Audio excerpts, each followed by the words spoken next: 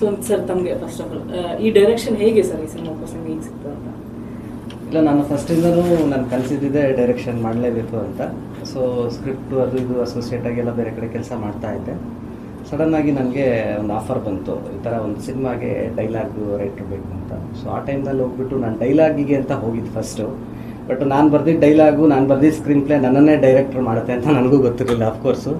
So ನನ್ನ ಬರವಣಿಗೆನ ಇಷ್ಟಪಟ್ಟು ಚಂದನ್ ಅವರು ಮತ್ತು ಯಶಸ್ವಿನಿ ಮೇಡಮ್ ಪ್ರೊಡ್ಯೂಸರ್ ಅವರು ಇಷ್ಟಪಟ್ಬಿಟ್ಟು ನೀವೇ ಡೈರೆಕ್ಷನ್ ಮಾಡಿ, ಇದು ಚೆನ್ನಾಗಿದೆ ಅಂತ ಹೇಳ್ಬಿಟ್ಟು ಮೂವ್ ಆಯಿತು. ಯಾವಾಗ ಸ್ಟಾರ್ಟ್ ಆಗಿದೆ ಸರ್ ಇದು 2022 ಸ್ಟಾರ್ಟ್ ಆಗಿದೆ. ಈ ಲಾಂಗ್ ಪ್ರೋಸೆಸ್ ಯಾಕೆ ಅಂತ ಏನಾದರೂ ಇನ್ನೂ ಜಾಸ್ತಿ ರಿಸರ್ಚ್ ಮಾಡ್ತಾ ಇದ್ರ ಅಂತ? ಇಲ್ಲ ಮೇಡಮ್, ನಮ್ಮದು ಫಸ್ಟ್ ಸಿನಿಮಾ ಆಗಿರೋದ್ರಿಂದ ಒಂದು ನನಗೆ ಎಕ್ಸ್ಪೀರಿಯನ್ಸ್ ಕಡಿಮೆ. ಸೊ ಹಾಗಾಗಿ ಸ್ವಲ್ಪ ಕೆಲಸಗಳು ಟೈಮ್ ತಗೊಳ್ತು. ಅದು ಬಿಟ್ಟರೆ ನಮ್ಮಲ್ಲಿ ಏನಪ್ಪ ಅಂತಂದರೆ ಪ್ರತಿಯೊಂದೂ ತುಂಬ ಡೀಪಾಗಿ ವರ್ಕ್ ಮಾಡಿದ್ದೀವಿ. CG ಆಗಿರ್ಬೋದು, ಸಾಂಗ್ ರೆಕಾರ್ಡಿಂಗ್ ಆಗಿರ್ಬೋದು, ವಿಡಿಯೋ DA ಆಗಿರ್ಬೋದು, ಪ್ರತಿಯೊಂದೂ ಪ್ರತಿ ಸತಿ ಮತ್ತೆ ಕರೆಕ್ಷನ್ ಮಾಡಿ ಮಾಡಿ ಮಾಡಿ ಮಾಡಿ ಮಾಡಿನ ಸಿನಿಮಾನ ನೀಟ್ ರೆಡಿ ಮಾಡಿದ್ವಿ. ಹಂಗಾಗಿ ಸ್ವಲ್ಪ ಲಾಂಗ್ ಪ್ರೊಸೆಸ್ ಮಾಡಿದೆ ಅಷ್ಟೇ. ನಿಮಗೆ ಪ್ರೊಡ್ಯೂಸರ್ ಎಷ್ಟು ಸಪೋರ್ಟ್ ಆಗಿದ್ರು ಅಂತ? ಸರ್, ಎಷ್ಟು ಸಪೋರ್ಟಾಗಿ ಅವ್ರಿಗೆ ಪರ್ಸೆಂಟೇಜೇ ಕೊಡೋದಕ್ಕಾಗಲ್ಲ. ನಾವು ಏನೇ ಹೇಳಿದ್ರು ಅದು ಅವ್ರಿಗೆ ಏನೇ ರಿಕ್ವೈರ್ ಮಾಡಿದ್ರು ಅದಕ್ಕೆಲ್ಲ ಅವ್ರು ಕಾಲ್ ಕೊಡಬೇಕಾಗುತ್ತೆ. ಸರ್ ಖದೀಮಾ ಏನು ಸರ್ ಏನು ಹೇಳ್ಕೊಟ್ಟಿದ್ದೀರಾ? ಖದೀಮಾದಲ್ಲಿ ಮೇಡಮ್ ಏನು ಹೇಳಕ್ಕೆ ಹೊರಟಿಲ್ಲ ಆ್ಯಕ್ಚುಲಿ. ಖದೀಮಾ ಅಂತಂದರೆ ಒಂದು ಎಂಟರ್ಟೈನ್ಮೆಂಟ್ ಸಬ್ಜೆಕ್ಟು. ಇದರಲ್ಲಿ ಮಾಸ್ ಎಲಿಮೆಂಟ್ಸ್ ಇದೆ, ಎಮೋಷನ್ಸ್ ಇದೆ, ಒಂದು ಒಳ್ಳೊಳ್ಳೆ ಸಾಂಗ್ಸ್ ಇದೆ, ಎಲ್ಲ ಲೊಕೇಶನ್ಸ್ ಚೆನ್ನಾಗಿದೆ. ಸೊ ಕ್ವಾಲಿಟಿ ಔಟ್ಪುಟ್ ಚೆನ್ನಾಗಿದೆ. ಸೊ ಹಾಗಾಗಿ ಖದೀಮಾ ಒಂದು ಒಳ್ಳೆ ಸ್ಟೋರಿ. ಅಂದರೆ ಲೈಕ್ ನಿಮ್ಗೇನು ಮೆಸೇಜ್ ಅಲ್ಲ, ಒಬ್ಬ ಕಳ್ಳ ಪ್ರೀತಿ ಬಲೆಗೆ ಬಿದ್ದಾಗ ಅವನು ಯಾವ ಥರ ತನ್ನ ಬದಲಾವಣೆಗಳನ್ನು ಮಾಡ್ಕೊಳ್ತಾನೆ, ಪ್ರೀತಿ ಅನ್ನೋದು ಒಬ್ಬ ಮನುಷ್ಯನ ಎಷ್ಟೆಲ್ಲ ಚೇಂಜ್ ಮಾಡುತ್ತೆ ಅಂದರೆ ಖದೀಮಾ. ಸರ್ ಇದು ನಿಮ್ಮ ಬರವಣಿಗೆಯಲ್ಲಿ ಇರೋದ್ರಿಂದ ಹೇಗೆ ಸರ್ ಹೆಂಗ್ ಸ್ಟಾರ್ಟ್ ಆಯ್ತು? ಯಾವ್ದ್ರ ಮುಖಾಂತರ ನಿಮ್ಗೆ ಈ ತರ ಒಂದು ಸ್ಟೋರಿ ಬರಿಬೇಕು ಅನ್ಸುತ್ತೆ? ಇರೋದು ನಿಮ್ಗೆ ಎಕ್ಸ್ಪೀರಿಯನ್ಸ್ ಆಗಿತ್ತಾ, ಇಲ್ಲ ಈ ತರ ಒಂದೇನೋ ಸ್ಟೋರಿ ರಿಯಲಿಸ್ಟಿಕ್ ಆಗಿರೋದನ್ನ ಬರ್ತೀರಾ ಹೇಗೆ ಅಂತ? ಇಲ್ಲ, ನಾವು ಆ್ಯಕ್ಚುಲಿ ನಾವು ಫಸ್ಟೇ ಡಿಸೈಡ್ ಆಗಿರಲಿಲ್ಲ. ಪರಿಚಯ ಆಗಿ ಚಂದನ್ ಸರ್ರು ಮತ್ತು ನಾವು ಎಲ್ಲ ಜೊತೆ ಸೇರಿಕೊಂಡಾಗ ನಮ್ಗೆ ಈ ಥರದ ಸಬ್ಜೆಕ್ಟ್ ಆದರೆ ಚೆನ್ನಾಗಿರುತ್ತೆ. ಅಂದರೆ ಫಸ್ಟ್ಗೆ ಬರ್ತಾ ಇರೋದ್ರಿಂದ ತುಂಬ ಎಕ್ಸ್ಪೆರಿಮೆಂಟಲ್ಲೂ ಹೋಗೋದು ಬೇಡ, ತುಂಬ ಕಮರ್ಷಿಯಲ್ಲಾಗೂ ಮಾಡೋದು ಬೇಡ. ಸೊ ನಮಗೇನು ಸೂಟ್ ಆಗುತ್ತೆ, ಚಂದನ್ ಅವ್ರಿಗೆ ಏನು ಸೂಟ್ ಆಗುತ್ತೆ, ಆ ಬೇಸದ ಮೇಲೆ ಇಟ್ಕೊಂಡು ಈ ಕತೆ ಮಾಡಿದ್ವಿ ನಾವು.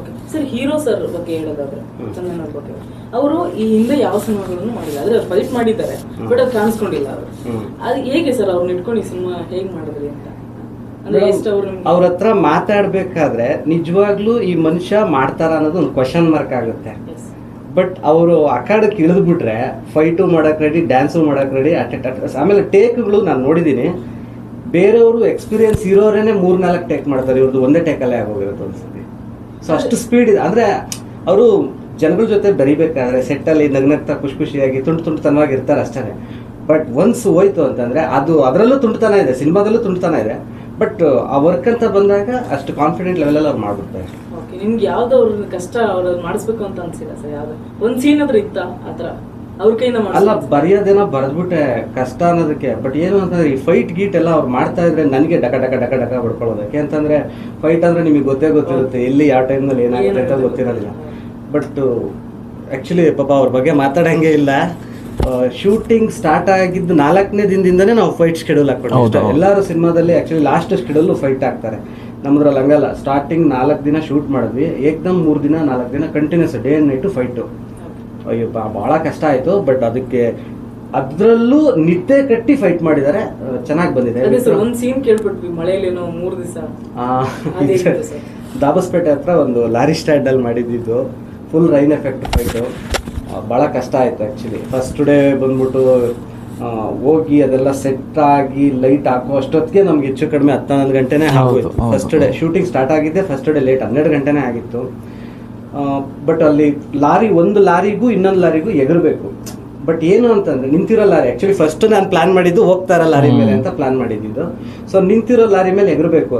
ಕಾಮನ್ ಆಗಿ ನಾರ್ಮಲ್ ಆಗಿ ಎಗರಬೇಕು ಅಂತಂದ್ರೆ ಕಷ್ಟ ಆಗುತ್ತೆ. ಅಂಥದ್ರಲ್ಲಿ ಮಳೆ ಬರಬೇಕಾದ್ರೆ ಎಗರಬೇಕು. ಕಾಲು ಜಾರಿದ್ರೆ ಮಿನಿಮಮ್ ಏನಿಲ್ಲ ಅಂತಂದ್ರೆ ಒಂದು 20-30 ಅಡಿ ಮೇಲಿಂದ ಬೀಳೋವಂಥ ಸಾಧ್ಯತೆಗಳಿರುತ್ತೆ.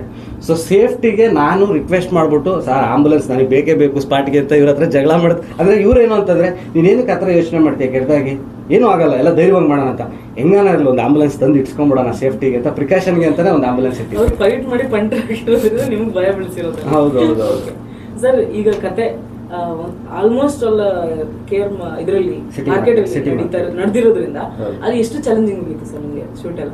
ನಿಜವಾಗ್ಲೂ ಹೇಳಬೇಕು ಅಂತಂದರೆ ಸಿಟಿ ಮಾರ್ಕೆಟಲ್ಲಿ ನಮ್ಮ ಕನ್ನಡ ಫಿಲ್ಮ್ ಇಂಡಸ್ಟ್ರೀಲಿ ಮ್ಯಾಕ್ಸ್ ಟು ಮ್ಯಾಕ್ಸ್ 4 ಸಿನಿಮಾ ಮಾಡಿರ್ಬೋದು ನನಗೆ ಗೊತ್ತಿರೋ ಪ್ರಕಾರ. ಹೆಸರು ಹೇಳೋದೇನು ಬೇಡ ಅನ್ಸುತ್ತೆ, ಎಲ್ಲರಿಗೂ ಗೊತ್ತೇ ಇರುತ್ತೆ. ಸೊ ಅದೇ ಥರನೇ ಕಮರ್ಷಿಯಲ್ ಆಗಿ ಅಂದರೆ ಮಾಡಿರೋರೆಲ್ಲ ದೊಡ್ಡ ದೊಡ್ಡ ಸ್ಟಾರ್ಸೇ, ಬಟ್ ಅದೇ ಥರನೇ ಚಾಲೆಂಜಿಗೆ ತೊಗೊಂಡು ನಾವು ಸಿಟಿ ಮಾರ್ಕೆಟ್ನೇ ಮಾಡಬೇಕು, ಸಿಟಿ ಮಾರ್ಕೆಟಲ್ಲೇ ಶೂಟ್ ಮಾಡಬೇಕು ಅಂತ ಪ್ಲ್ಯಾನ್ ಮಾಡಿಕೊಂಡೇ ಮಾಡಿದ್ದು. ಆ್ಯಂಡ್ ಆ ರೆಡ್ ಬಿಲ್ಡಿಂಗ್ ಇದೆ ಮಾರ್ಕೆಟಲ್ಲಿ, ಅದ್ರ ಮೇಲ್ಗಡೆನೇ ನಾವೆಲ್ಲ ಸೆಟ್ ಗಿಟ್ ಎಲ್ಲ ಹಾಕ್ಬಿಟ್ಟು ಪ್ಲ್ಯಾನ್ ಮಾಡಿದ್ದು. ಮಾರ್ಕೆಟ್ ಜನನೂ ಸಿಕ್ಕಾಪಟ್ಟೆ ಸಪೋರ್ಟ್ ಮಾಡಿದ್ರು, ಅಲ್ಲಿನ ಪೊಲೀಸ್ ತುಂಬ ಚೆನ್ನಾಗಿ ಸಪೋರ್ಟ್ ಮಾಡಿದ್ರು. ಸ್ಟಾರ್ಟಿಂಗ್ ಫಸ್ಟ್ ಡೇ ನಮಗೆ ಕಷ್ಟ ಆಯಿತು ಜನನ ಕಂಟ್ರೋಲ್ ಮಾಡೋದಕ್ಕೆ. ಆಮೇಲೆ ಆಲ್ವೇಸ್ ಅವರಿಗೆ ಗೊತ್ತಾಗ್ಬಿಡ್ತು, ಇವರೆಲ್ಲ ರೆಗ್ಯುಲರ್ ಇವರು ಹಂಗೇನೆ ಮಾರ್ಕೆಟ್ ಜನ ಹತ್ರ ಹೋಗ್ಬಿಟ್ರೆ ಹೀರೋ ಅನ್ನೋದೇನಿಲ್ಲ, ಅಲ್ಲೇ ಹೋಗಿ ಶುರು ಹಚ್ಕೊಂಡ್ಬಿಡೋರು, ಅವ್ರ ಜೊತೆನೇ ಮಾತಾಡ್ಕೊಂಡು. ಸೊ ಅದೊಂದು ಚೆನ್ನಾಗಿತ್ತು ಎಕ್ಸ್ಪೀರಿಯನ್ಸ್. ಹೂವಿನ ಮಾರ್ಕೆಟ್ ಅಲ್ಲಿ ಕೂಡ ಹೋಗಿ ಶೂಟ್ ಮಾಡಿದ್ರಿ ಸರ್, ಅದು ಹೇಗಿತ್ತು ಸರ್? ಅಲ್ಲೆಲ್ಲ ಜನ ಹೂ ಹಾಕ್ತಿರೋದು ಮೇಡಮ್, ಯಾರಿಗೂ ₹1 ದುಡ್ಡು ಕೊಟ್ಟಿಲ್ಲ, ಒಂದು ರೌಂಡ್ ಎಲ್ಲ ನಡ್ಕೊಂಡು ಹೋದ್ವಿ. ಹಿಂಗೆ ನಡ್ಕೊಂಡು ಬರ್ತಾರೆ, ನೀವೆಲ್ಲ ಹೂವು ಎತ್ಬೇಕು. ಪಾಪ ಅವರು ದುಡಿಮೆಗೋಸ್ಕರ ಇಟ್ಕೊಂಡ್ರೋ ಹೂವುಗಳವೆಲ್ಲ. ಅವ್ರು ನಮ್ಮ ಹತ್ರ ದುಡ್ಡು ಕೇಳಲಿಲ್ಲ, ನಾವು ಅವರಿಗೆ ಒಂದು ಪಕ್ಷ ಕೇಳಿದ್ರೆ ಕೊಡ್ತಿದ್ವೇನೋ. ಅವರು ಅಷ್ಟೆಲ್ಲ ಮಾಡಿದ್ಮೇಲೆ ನಾವು ಅದನ್ನು ದುಡ್ಡಲ್ಲಿ ಲೆಕ್ಕ ಹಾಕೋಕ್ಕಾಗಲ್ಲ. ನೀವು ಹೂವು ಹೆಸ್ರಿ ತಗೊಳ್ಳಿ ಕಮರ್ಷಿಯಲ್ ಆಗೋಗ್ಬಿಡುತ್ತೆ. ನಿಜ ಹೇಳಬೇಕು ಅಂತಂದರೆ ನಾವು ಒಂದ್ಸತಿ ಹೇಳಿದ್ವಿ ಅಷ್ಟೇ ಎಲ್ಲರಿಗೂ.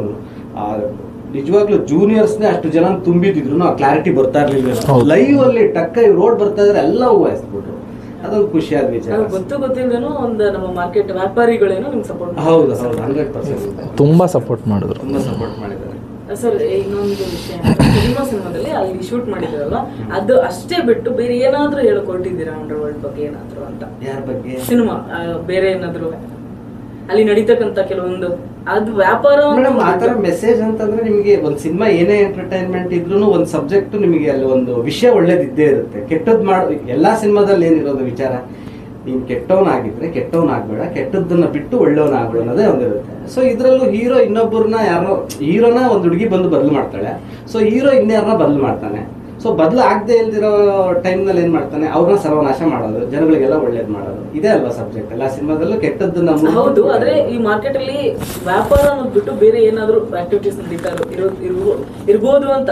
ಸೊ ಅದ್ರದ್ದು ಏನಾದ್ರು ತೋರಿಸ ಇದೆ ಮೇಡಮ್, ಅದು ಇಲ್ಲಿಗಲ್ ಆಕ್ಟಿವಿಟೀಸ್ ಎಲ್ಲ ಇದೆ, ಅದು ಸಿನಿಮಾದಲ್ಲೇ ತೋರ್ಸೋಣ ಅಂತ ಅನ್ಕೊಂಡಿದ್ದೀನಿ. ಅದು ರಿಲೇಟೆಡ್ ತೋರಿಸಿದೀರಾ ಅಂತ? ಹೌದು. ಓಕೆ ಸರ್, ತಮ್ಮ ನಾಯಕ ನಟಿ ಸರ್ ಅನುಷಾ ಬಗ್ಗೆ ಹೇಳೋದಾದ್ರೆ? ಅನುಷಾ ಕೃಷ್ಣ ಒಳ್ಳೆ ಆರ್ಟಿಸ್ಟು. ಸ್ಟಾರ್ಟಿಂಗು ನಮ್ಮಲ್ಲಿ ಒಂದು 20 ಜನ ಆರ್ಟಿಸ್ಟ್ ಬಂದಿದ್ರು ಆಡಿಷನ್ಸ್ಗೆ, ಬಟ್ ಅನುಷಾ ಬಂದಮೇಲೆ ನಾವು ಅನುಷಾನೇ ಫೈನಲ್ ಮಾಡಿದ್ದು. ಒಳ್ಳೆ ಹುಡುಗಿ, ಆನ್ ಟೈಮಿಗೆ ಸೆಟ್ಟಿಗೆ ಬರೋರು, ಯಾವುದೇ ತಲೆನೋವು ಕೊಡ್ತಾ ಇರಲಿಲ್ಲ. ಆ್ಯಂಡ್ ಎಲ್ಲರ ಜೊತೆನೂ ಕೂತ್ಕೊಂಡು ನಾನು ಹೀರೋಯಿನ್ ಅನ್ನೋ ಒಂದು ಸ್ಟೇಟಸ್ ಏನು ಮೇಂಟೈನ್ ಮಾಡ್ತಾ ಇರಲಿಲ್ಲ. ಒಳ್ಳೆ ಹುಡುಗಿ, ಚೆನ್ನಾಗಿ ಬಂದು ಕೋಆಪ್ರೇಟ್ ಮಾಡಿ ಒಳ್ಳೆ ಆ್ಯಕ್ಟಿಂಗ್ ಮೇಡಮ್ ಚೆನ್ನಾಗಿ ಮಾಡಿದ್ದಾರೆ ನಮ್ಮ ಜೊತೆ. ಅವ್ರಿಗೆ ಗೊತ್ತಿತ್ತು ಸರ್ ನಿಮಗೆ UAE ಅಲ್ಲಿ ಸಾಂಗಲ್ಲಿ ಅವ್ರು ಕಾಣಿಸ್ಕೊಂಡಿದ್ರು? ಇಲ್ಲ, ನಮ್ಮ ಸಿನಿಮಾಗೆ ಬಂದಾಗ ಅವ್ರು ಇನ್ನೂ UAE ಮಾಡಿರ್ಲಿಲ್ಲ ಅನ್ಸುತ್ತೆ. ನಮ್ದು ಶೂಟಿಂಗ್ ಮುಗ್ದೋಗಿತ್ತು UAE. ನಮ್ಮ ಶೂಟಿಂಗ್ ಮುಗಿದ್ಮೇಲೆ UAE ಬಂದಿದ್ದು. ಸೊ UAE ನಲ್ಲಿ ನಾನು ಮಾಡ್ತಾ ಇದ್ದೀನಿ ಅನ್ನೋ ವಿಚಾರ ನಮಗೆ ತಿಳಿಸಿದ್ರು ಮೊದಲೇ.